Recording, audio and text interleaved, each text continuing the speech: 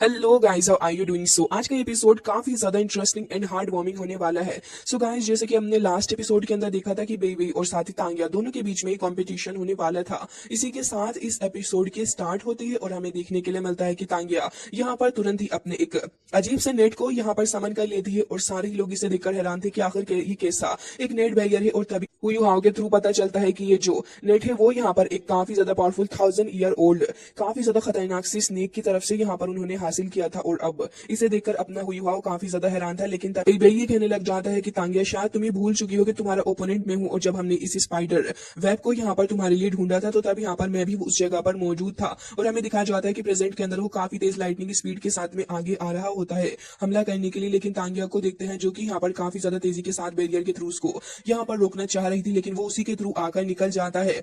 जिसके बाद हमें दिखाया जाता है कि काफी ज्यादा स्ट्रॉन्ग लाइटनिंग वहां पर रिलीज होती है। और अब यहाँ पर हेवनली ड्रैगन भी हमें दिखाया जाता है जो कि आगे बढ़ रहा था तांगिया की तरफ। तो ये देखते हुए तुरंत ही अपनी ब्लू सिल्वर ग्रास का यूज करते हुए यहाँ पर आगे बढ़ के हमला करने लग जाती है।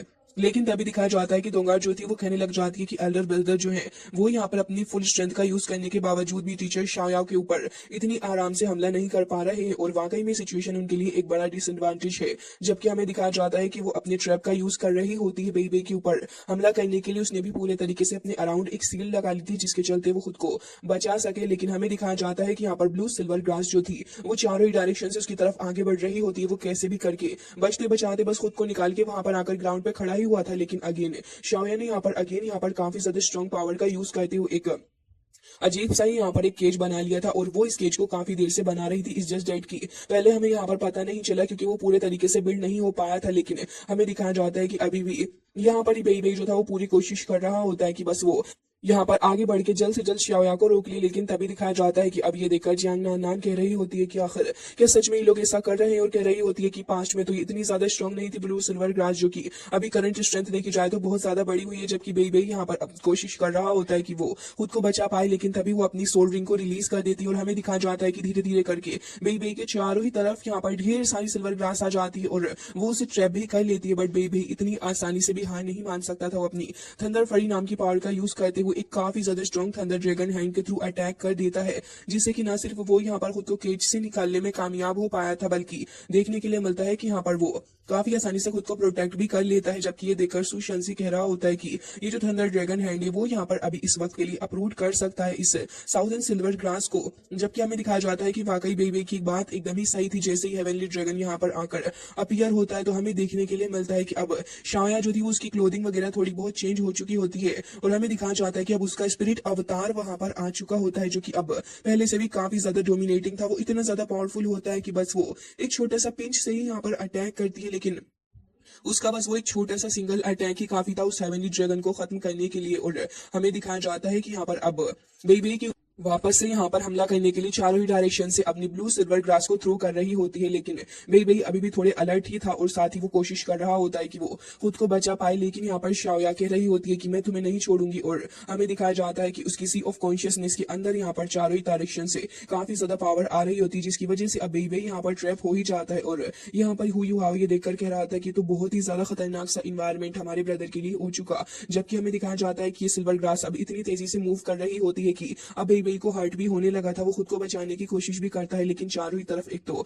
अजीब सी मिस्ट फैल जाती है जिसकी वजह से बेबी को कुछ भी नहीं देख रहा था। जबकि यहाँ पर वो सिल्वर ग्रास के थ्रू भी हर्ट हो रहा होता है, बेचारा फिर भी कोशिश करता है और आगे बढ़ने लगा था। जबकि वो बहुत ज्यादा इंजर्ड भी दिखाई दे रहा होता है और काफी ज्यादा स्ट्रॉन्ग फिस्ट के थ्रू अटैक करने ही जा रहा था। अनफॉर्चुनेटली तभी दिखाया जाता है कि यहाँ पर वापस से वो सिल्वर ग्रास जो होती है वो बेचारे को वहीं पर ट्रैप कर लेती है, जिसकी वजह से दोबारा से उसकी स्पीड में काफी ज्यादा कमी आ जाती है। और हमें दिखाया जाता है कि एक बार फिर वो इसकी चपेट में आ जाता है, जिसकी वजह से आसपास बहुत ही ज्यादा एक्सट्रीम एनर्जी रिलीज होती है। सभी लोग देख रहे थे कि क्या है, तभी बेबी अपनी लाइटनिंग स्पीड का यूज करते हुए शाओया के पास आ रहा होता है। लेकिन यहाँ पर अपना हुआ कह रहा था कि बिग ब्रदर थोड़ा संभाल के यहाँ पर आगे बढ़े, लेकिन यहाँ पर अब बेबी को कुछ भी नहीं दिख रहा होता। वो कहने लग जाता है कि आखिर मुझे कैसे नहीं पता चला कि एक इल्यूजन है, जिसके बाद वो आगे बढ़ता है। लेकिन हमें दिखाया जाता है कि गाइज यहाँ पर इन दोनों की थोड़ी बहुत नजरें मिलती हैं। बेई बेई तो यहाँ पर अपनी पुरानी शाओया को ही इसके अंदर देख रहा होता है, लेकिन बेई बेई को अब समझ आता है कि बेई बेई के लिए बस ये एक इल्यूजन मात्र ही था, क्योंकि पीछे से शाओया यहाँ पर आ जाती है, जिसने कि यहाँ पर एक अजीब सा सोर्ड टाइप वेपन होल्ड करके रखा हुआ था, जो कि यहाँ पर ब्लू सिल्वर ग्रास से ही बना हुआ था और यहाँ पर काफी स्ट्रॉन्ग भी नजर आ रहा था। बेई बेई जल्द से जल्द साइड में हो जाता है खुद को बचाने के लिए, क्योंकि शाओया उसके ऊपर अब उस वेपन से हमला कर रही होती है, जो कि वाकई में काफी ज्यादा बुरी चीज थी। बेई बेई से सब कुछ वही दिल में बर्दाश्त भी नहीं हो रहा था, जबकि वो यहाँ पर ज्यादा गुस्से से हमला भी नहीं करना चाहता था और ना ही वो यहाँ पर शाओया को कुछ कर सकता है। जिसके साथ ही हमें दिखाया जाता है कि हेवनली ड्रैगन जैसे ही वहां पर अपीयर होता है तो फिर शाओया भी थोड़ा पीछे हट चुकी होती है, जबकि देखने के लिए मिलता है कि यहाँ पर ये सब कुछ देखने के बाद बेई बेई उससे कहता है कि शाओया आखिर तुम ये क्या कर रही हो, और हमें दिखाया जाता है कि अब सारा का सारा माहौल ही खराब हो चुका था। जैसे ही शाओया आगे बढ़ के आती है उसके ऊपर हमला करने के लिए, तो अब बस बेई बेई भी यहाँ पर रुकता नहीं है और अब उससे भी बर्दाश्त नहीं हो पा रहा था। वो उसके हाथ को पकड़ लेता है, इतनी बुरी इंजर्ड हाथ में ही उससे कहता है कि बस रुक जाओ, जबकि हमें दिखाया जाता है कि हेवनली ड्रैगन पीछे से आकर हमला करने के लिए जा रहा था। हालांकि इस वक्त बेई बेई चाहता तो आराम से हमला कर सकता था, बट अनफॉर्चुनेटली बेई बेई यहाँ पर हमला ही नहीं करता। वाकई में सीन बहुत ही ज्यादा हार्ट ब्रेकिंग होता है, जहां पर वो चाहकर भी शाओया को कुछ भी नहीं कर पा रहा था। ये सीन देखने के बाद तो शाओया की जो अपनी सोर्ड वेपन होती है वो भी वो वहां से डिसअपियर कर लेती है, जबकि अपनी असल फॉर्म में आ चुकी होती है। जिसके बाद यहाँ पर सारे ही लोग कह रहे थे कि बेई बेई को क्या हो चुका है, कहीं ये पागल तो नहीं हो गया, आखिर क्या कर रहा है। और सभी लोगों के ये कहते साथ ही अगले ही पल दिखाया जाता है कि शाओया ने उस सोर्ड टाइप वेपन को उसकी छाती के अंदर को उतार ही दिया था। अब बेई बेई तो ये सब कुछ देखता ही रह जाता है कि आखिर उसकी आंखों के सामने ये सब कुछ कैसे हो चुका, और शाओया आखिर ऐसा कर भी कैसे सकती है, बट वो तो ऐसा कर चुकी थी। ऑडियंस के अंदर ये सारे लोग ये देखकर हैरान थे। टीचर जाओ भी कह रही होती है कि आखिर कैसे वो अपनी जान किस तरीके से शर्त लगा सकता, और कह रही थी कि हमें उसे बचाकर लेकर आना होगा। तभी यहाँ पर दिखाया जाता है कि एल्डर भी वहां पर आ चुके थे और लीडर भी यही देख रहे होते हैं और कह रहे थे कि मुझे नहीं पता था कि यहाँ पर इतने वक्त बाद ये सब होगा। और फिर दिखाया जाता है कि वो यहाँ अपने हाथों को बीच कर रह गए थे। लेकिन गाइस अरीना के अंदर एक काफी आइकॉनिक सीन हमें दिखाया जाता है, जहाँ पर बेई बेई यहाँ पर दिखता है कि अब शाओया उसके ऊपर हमला कर दिया। तो इस मोमेंट पे वो दूर नहीं हटता, पता नहीं क्यों वो आगे बढ़ने लग जाता है और कहता है कि शाओया आखिर तुम ऐसा क्यों कर रही हो, क्या तुम बीते दिन भूल चुकी थी, तुम और मैं दोनों साथ में हुआ करते थे, दोनों ने ही अपनी स्ट्रेंथ को साथ में इंप्रूव करना सीखा है, आखिर ऐसा कैसे हो चुका है। जबकि हमें 5 का सीन दिखाया जाता है, जहां पर वो और शाओया दोनों स्टार फॉरेस्ट के अंदर गए थे। तभी उसे वहां पर एक अजीब सा नेट देखने के लिए मिलता है, तो वो बेई बेई को भी दिखाने लगी होती है। वो उसे टच करके देख रही थी, तो बेई बेई कहता है कि देखो मेरे अंदर की पावर भी इसके अंदर आई गई है, इसकी वजह से मैं इसे और अच्छे से यूज कर सकता हूँ। तभी शाओया उसके ऊपर हमला कर देती है और कह रही थी कि देखो हम दोनों ही अपनी पावर का यूज कर सकते हैं और हम दोनों ही अपनी पावर का यूज करके कंबाइन तरीके से इसे अटैक करेंगे, लेकिन हमें इसको क्या नाम देना चाहिए। इस पर वो दोनों डिसाइड करते हैं कि हम इसे लव मूव नाम देंगे। जबकि हमें दिखाया जाता है कि प्रेजेंट में शाओया भी स्टिल ऐसे ही खड़ी हुई थी, जबकि बेई बेई यहाँ पर आगे बढ़ रहा होता है। बहुत ही ज्यादा क्रूएल सीन था, जहाँ पर वो जानबूझकर खुद को हर्ट कर रहा था, क्योंकि असल वर्ल्ड में तो वो यहाँ पर उसके वेपन की तरफ ही आ रहा है, लेकिन उसे दिख रहा होता है कि कॉन्शियसनेस के अंदर कहीं ना कहीं वो शाओया के पास ही जा रहा है। वो कहता है कि तुमने और मैंने वादा किया था कि हम दोनों ही थैंक्स एक्ट को वापस से मिलकर बनाएंगे, और देखो थैंक्स एक्ट एक बार फिर से एक हो चुका है। हमें बस तुम्हारा इंतजार है तेंगिया, प्लीज वापस से ठीक हो जाओ। अब टीम के सारे मेंबर्स ये सब कुछ होते हुए देख रहे होते हैं कि आखिर बेई बेई क्यों खुद को इतना ज्यादा हर्ट कर रहा है। उसको बहुत ज्यादा ब्लीडिंग भी हो रही थी, पूरा फ्लोर ही ब्लड से भर जाता है। और हमें दिखाया जाता है कि तांगिया जो थी वो यहाँ पर इस ब्लू सिल्वर ग्रास के अंदर कैद होती है। बेई बेई अपना हाथ उसकी तरफ को बढ़ा लेता और कह रहा था कि मैं आज भी तुम्हारा इंतजार कर रहा हूँ, प्लीज वापस आ जाओ। लेकिन गाइस यहाँ पर ये मोमेंट इतना ज्यादा दुखी करने वाला होता है कि बेई बेई की बात सुनने के बावजूद भी शाया यहाँ पर कुछ भी रिएक्ट नहीं कर पाती, जबकि बेई बेई उसको गले लगा लेता है और असल वर्ल्ड के अंदर भी वो उसे गले लगा चुका था। एंड सीन देखने में बहुत ही ज्यादा हार्ट ब्रेकिंग लग रहा होता है, जहाँ पर अब शाओया को भी ये चीज महसूस होने लगी थी। वो खुद से ही यहाँ पर अपने उस वेपन को हटा लेती है। वांग क्यूआर भी सब कुछ देखकर कह रही होती है कि क्या यही प्यार की ताकत है। एंड गाइस आज तो यहाँ पर वांग क्यूआर तक हिलकर रह गई है, जबकि दिखाया जाता है कि टीचर्स आओ तभी वहां पर आ जाती है और कह रही थी कि हमें बेई बेई को कुछ भी नहीं होने देना है। और सभी के सभी टीम मेंबर्स बस तैयार ही थे कि जल्द से जल्द ये मैच खत्म हो, ताकि यहाँ पर बेई बेई को वो बचा सके। लेकिन बेई बेई कहता है कि तुम्हें पता है आज तुम इस तरीके से गले लगाकर मुझे बहुत ज्यादा अच्छा फील हो रहा है। मैं बेई बेई, क्या तुम्हें याद भी है, मैं तुम्हारा हमेशा इंतजार करूंगा। अब वो सारी बातें उसे कह रहा होता है, जबकि सारे के सारे लोग यही कह रहे होते हैं कि बेई बेई। लेकिन हमें दिखाया जाता है काफी ज्यादा सरप्राइजिंगली यहाँ पर तांगिया की आंखों से हमें आंसू देखने के लिए मिलते हैं गाइस। एंड वो आंसू हालांकि इतने ज्यादा तो नहीं थे, लेकिन हाँ वो कहने लग जाती है कि बेई बेई। ये सुनकर बेई बेई खुश था, लेकिन तभी वहां पर वो पीछे को होकर गिर जाता है, क्योंकि एक तो उसकी बॉडी के अंदर इतनी ज्यादा एनर्जी नहीं बची थी इस फाइट के दौरान कि वो कुछ कर सके, लेकिन तांगिया भी अब चुपचाप ऐसे ही खड़ी हुई थी। तभी काइटो वहां पर आ जाता है, तुरंत ही उसे हीलिंग लॉलीपॉप देने लगा होता है, जिसके बाद हमें दिखाया जाता है कि अब रेफरी भी वहीं पर खड़ा हुआ था और दिखाया जाता है कि हुई हुआ भी वहीं पर आ गया था अपने ब्रदर को देखने के लिए। शाओ शाओ कहने लग जाती है कि फॉर्चुनेटली ब्रदर है ने यहाँ पर इस हीलिंग लॉलीपॉप को बना लिया था, नहीं तो यहाँ पर काफी ज्यादा परेशानी हो जाती है। अब सारे लोग कह रहे होते हैं कि चलो कम से कम ये ठीक तो है, लेकिन तभी यहाँ पर जैसे ही जियांग नान मास्टर शाओया की तरफ को देखती है तो पता नहीं क्यों वो अपना कंट्रोल सा खोने लगी होती है खुद पर से, और उसकी सिल्वर ग्लास जो थी वो चारों ही डायरेक्शन में फैल रही होती है। तो ये देखकर सारे लोग देख के रहे होते हैं कि क्या ये लोग पागल हैं, कैसी हरकतें करते हैं। तभी जान फैंग भी वहां पर आ जाता है और हमें दिखाया जाता है कि वो ऐसे टीम के बीच में आ गया था। तो फिर ये देखकर रेफरी कहते हैं कि आखिर आप गेम के बीच में कैसे आ गए हो, लेकिन जैसे ही यहाँ पर जान फैंग उसकी तरफ को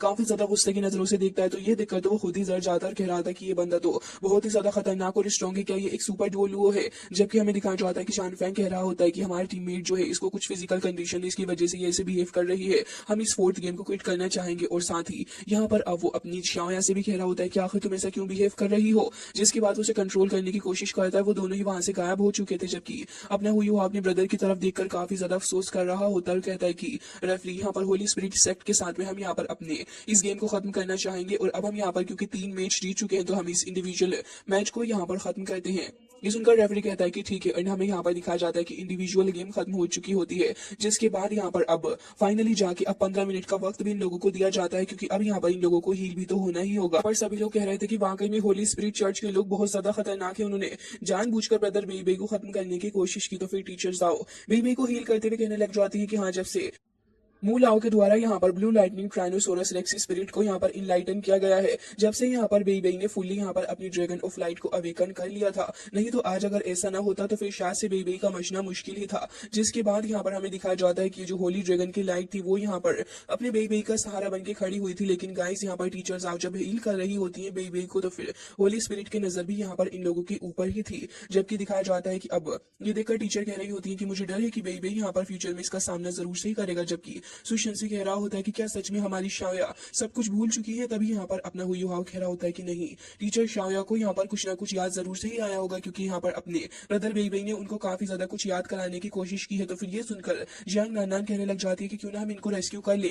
ये सुनकर हुई हाव कह रहा होता है कि बिल्कुल भी नहीं, अभी तो नहीं कर सकती, क्योंकि पूरे तरीके से उनकी मेमोरी वापस नहीं आई है। साथ ही हमें ये भी नहीं पता कि होली स्पिरिट चर्च के लोगों के पास में आखिर क्या चीजें हो सकती है हमारे खिलाफ। सुनकर बेई कह रहा होता है कि हाँ, ये बात तो आपने बिल्कुल सही कही, लेकिन अब से हम टीचर शाओया को बचाने के लिए अपनी पूरी जान लगा देंगे। तभी हुई हाव कह रहा होता है कि होली स्पिरिट चर्च वाकई में बहुत ही ज्यादा खतरनाक है, इन्होंने ही तो टीचर शाओया का यह हाल किया है और मैं अब इन्हें छोड़ने नहीं वाला। जबकि होली स्पिरिट चर्च के बाकी सारे मेंबर्स वहां पर बैठे हुए थे। सुशांत कहता है कि हाँ, हमें एक दिन इन्हें पूरे तरीके से खत्म कर देना है। जबकि रेफरी कह रहे होते हैं कि आपका टाइम खत्म हो चुका है, tank land versus Holi spirit team. जिसके बाद दिखाया जाता है कि सेमीफाइनल के लिए अब यहाँ पर ये दोनों ही टीम उतर चुकी होती है मैदान में। तो जान फैंग को देखते हैं जो कि ये कहने लगा होता है कि फैन, अब मैंने सब कुछ तुम्हारे ऊपर छोड़ दिया है और याद रखना कि तुम ही यहाँ पर यंगर जनरेशन के भार को लीड करोगे।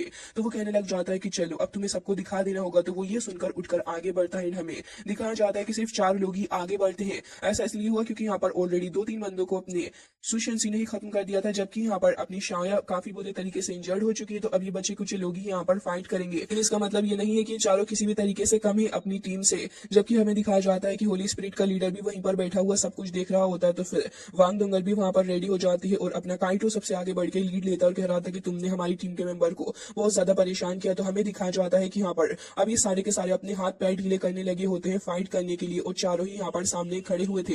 एंड ये चारों इक्वल थे हमारी पूरी की पूरी टैंक सेक की बराबर। जबकि हमें दिखाया जाता है कि इन सभी के पास में कुछ डिफेंस की खास पावर होती है। लुगुन नाम का एक बंदा था जो कि यहाँ पर खास एबिलिटी को यहाँ पर अपने पास में रखता था और उसकी एबिलिटी थी डिफेंस की। जबकि हमें दिखाया जाता है कि सारे के सारे इविल स्पिरिट मास्टर अपनी तरफ में काफी ज्यादा अच्छे तरीके से चीजों को हैंडल कर पा रहे होते हैं। तभी गुयू नाम का एक बंदे को देखते हैं जिसका अपना खुद का एक वेपन था, और साथ ही यहाँ पर गुयू हाव कह रहा होता है कि हमें इन सबसे ही बहुत ज्यादा केयरफुल रहने की जरूरत है।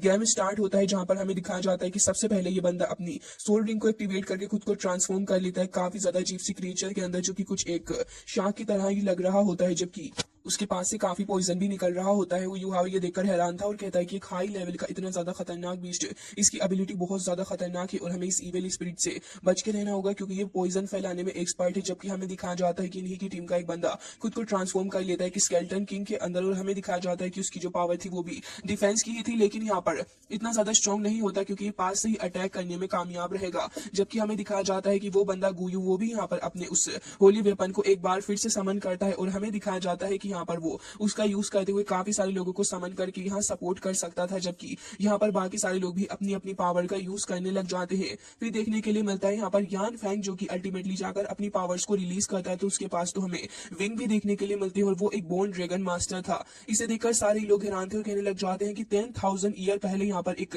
बोन ड्रैगन हुआ करता है। उनमें से यहाँ पर एक काफी ज्यादा ग्रेट गार्जियन हुआ करता था जिसकी 7 ट्रेजर ग्लेज सेक्ट हुआ करती थी दुओलो स्पिरिट में, और हमें दिखाया जाता है कि वही उसको हासिल हुई है। अब यहाँ पर वो बंदा अपनी डिफेंस की पावर को दिखा रहा होता है और सभी इससे थोड़ा बहुत तो घबराए हुए थे कहीं ना कहीं।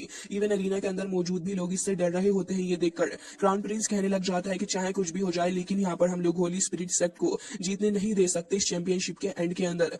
अब पता नहीं वो ऐसा क्यों सोच रहा होता है, जबकि दिखाया जाता है कि अभी होली स्पिरिट का लीडर भी वहीं पर बैठा हुआ था। सबसे पहले यान फेंग ही आगे बढ़ता है और अपनी 7th सोल रिंग को यहाँ पर रिलीज करता है और तभी हमें पता चलता है कि ये बंदा एक ट्रू सोल सेंट भी है। ये देखकर हुई वाव कह रहा था कि इसकी कल्टीवेशन काफी कमाल की होने वाली है।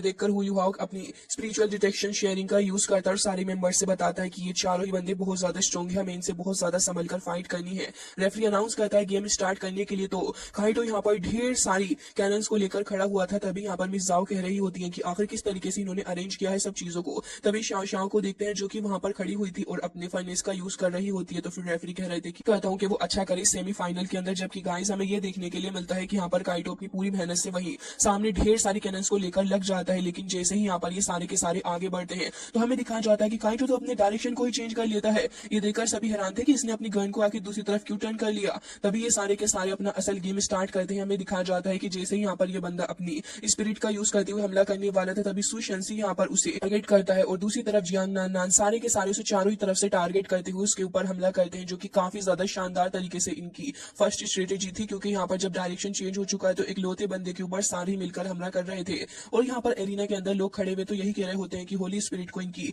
गलतियों की सजा मिलनी चाहिए। लेकिन जैसे ही यहाँ पर श्याओ श्याओ हमला करती है तो फिर यहाँ पर वो मम्मी जैसा दिखने वाला बंदा आकर उस अटैक को खत्म कर देता है। तो फिर जियांग नान नान कहती है कि फिजिकल अटैक से इम्यून है। तो अपना हुई हुआ कह रहा होता है कि वेट अ मिनट, और ये कहकर वो तुरंत ही अपने मेंटल अटैक करता है। ये देखकर तो उस बंदे की हालत खराब हो जाती है और बाकी सारे भी एकदम से ही हैरान थे। ये देखकर यहाँ पर ये बंदा यान फैंग कहता है कि जाओ जाकर पहले सुशंसी को ही खत्म करो। तो सुशंसी कहता है कि हाँ बिल्कुल हलवा है ना, मुझे तो खत्म करना। जिसके बाद वो भी अपने सामने आने वाले हर एक बंदे को पीटने लग जाता है और हुआ और दोंगा दोनों ही अपनी फ्यूजन स्किल का इस्तेमाल इसी मोमेंट पे करने लगे होते हैं। जबकि बाकी सारे मेंबर्स यहाँ पर इनका ध्यान भटकाने में लगे हुए थे, जो कि काफी ज्यादा सही चीज थी। और जैसे ही यहाँ पर इनकी फ्यूजन कंप्लीट होती है तो हमें देखने के लिए मिलता है बहुत ही ज्यादा स्ट्रॉन्ग फोर्स जो कि एक लिंगलिंग स्टॉर्म था और अब वो सारे ही टीम मेंबर्स के अराउंड आ गया था, जिसके चलते सभी लोग थोड़े कंफ्यूज होते हैं। बाकी यहाँ पर होली स्पिरिट चर्च को अब यहाँ पर अच्छा सबक सिखाने के लिए पूरी टीम उतारू हो चुकी थी। लेकिन गाइज देखने वाली बात यह है कि आगे क्या होगा, क्योंकि ये एपिसोड तो यहीं पर एंड हो जाता है।